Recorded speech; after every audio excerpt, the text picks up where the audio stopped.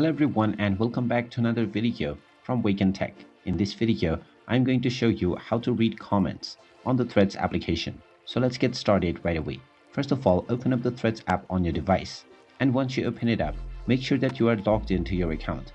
If you haven't done so already, using your Instagram. After logging in, you will be taken into the homepage from which you can watch various different threads and posts. Now, whenever you come through various different posts and you wish to watch the comments, then you may see the number of comments that are within the video alongside the like button. If you tap on this, however, you will directly enter the comment menu and you will not be able to read anyone else's comment. So if you wish to read the comments that others have made, then tap on the blank space at the left side of this post. And now you will be able to watch all of the replies and comments that have been made within this thread. You will also be able to like, comment, and reply within these replies or comments. And there you have it. That is how easy it is to read comments on the Threads application.